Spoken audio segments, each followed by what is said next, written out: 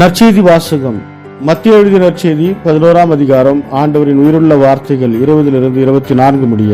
இயேசு வல்ல செயல்கள் பல நிகழ்த்திய நகரங்கள் மனமாறவில்லை. எனவே அவர் அவற்றை கண்டிக்க தொடங்கினார். கொராசின் நகரே, ஐயோ உனக்கு கேடு! பெத்சாய்தா நகரே, ஐயோ உனக்கு கேடு! ஏனெனில் உங்களிடையே செய்யப்பட்ட வல்ல செயல்கள் தீர் சீதோன் நகரங்களில் செய்யப்பட்டிருந்தால் அங்குள்ள மக்கள் முன்பே சாக்குடை உடுத்தி சாம்பல் பூசி மனம் மாறி இருப்பர். தீர்ப்பு நாளில் தீர்வுக்கும் சீதோனுக்கும் கிடைக்கும் தண்டனையை விட உங்களுக்கு கிடைக்கும் தண்டனை கடினமாகவே இருக்கும் என நான் உங்களுக்கு சொல்லுகிறேன். கப்பர்நாகுமே, நீ வானளவா உயர்த்தப்படுவாயோ? இல்லை, பாதாளம் வரை தாழ்த்தப்படுவாய். ஏனெனில் உன்னிடம் செய்யப்பட்ட வல்ல செயல்கள் சோதோமில் செய்யப்பட்டிருந்தால் அது இன்று வரை நிலைத்திருக்குமே. தீர்ப்பு நாளில் சோதோமுக்கு கிடைக்கும் தண்டனையை விட உனக்கு கிடைக்கும் தண்டனை கடினமாகவே இருக்கும் என நான் உங்களுக்கு சொல்லுகிறேன். இது வாழ்வு தரும் கிறிஸ்துவின் நற்செய்தி. கிறிஸ்துவே உமக்கு புகழ். ಮತ್ತಾಯ ಅಧ್ಯಾಯ 11 ವಚನ 20-24 ನಂತರ ಯೇಸು ತಾನು ಯಾವ ಪಟ್ಟಣಗಳಲ್ಲಿ ಹೇರಾಳವಾಗಿ ಅದ್ಭುತ ಕಾರ್ಯಗಳನ್ನು ಮಾಡಿದನೋ ಆ ಪಟ್ಟಣಗಳನ್ನು ಖಂಡಿಸಿದನು. ಏಕೆಂದರೆ ಆ ಪಟ್ಟಣಗಳಲ್ಲಿದ್ದ ಜನರು ತಮ್ಮ ಜೀವಿತವನ್ನು ಬದಲಾಯಿಸಿಕೊಳ್ಳಲಿಲ್ಲ ಮತ್ತು ಪಾಪ ಮಾಡುವುದನ್ನು ನಿಲ್ಲಿಸಲಿಲ್ಲ. ಯೇಸು ಹೇಳಿದ್ದೇನೆಂದರೆ, ಕೊರಾಜಿನೆ, ನಿನ್ನ ಗತಿಯನ್ನು ಏನು ಹೇಳಲಿ?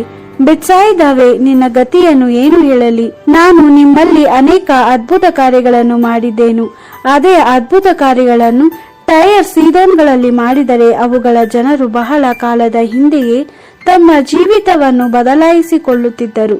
ತಮ್ಮ ಪಾಪಗಳಿಗಾಗಿ ದುಃಖಪಟ್ಟು ಗೋಣಿತಟ್ಟನ್ನು ಕಟ್ಟಿಕೊಳ್ಳುತ್ತಿದ್ದರು, ಮೈಮೇಲೆ ಬೂದಿಯನ್ನು ಹಾಕಿಕೊಳ್ಳುತ್ತಿದ್ದರು.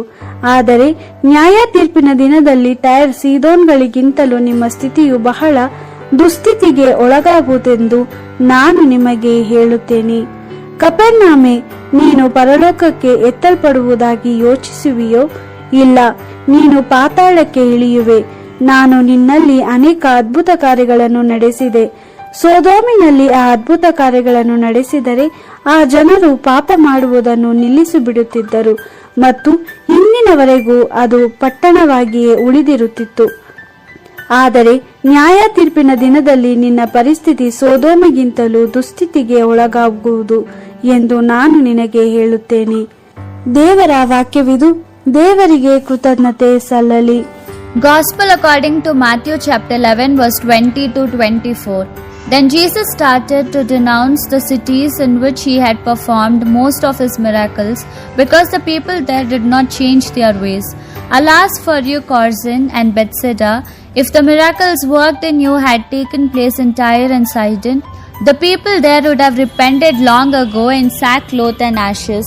But I assure you, it will be more bearable for Tyre and Sidon on the day of judgment than for you. And you, Capernaum, will you be lifted up to heaven? You will be thrown down to hell. For if the miracles which were performed in you had taken place in Sodom, it would still be standing today. But I tell you, it will be more bearable for Sodom on the day of judgment than for you. The Gospel of the Lord. Praise to you, Lord Jesus Christ.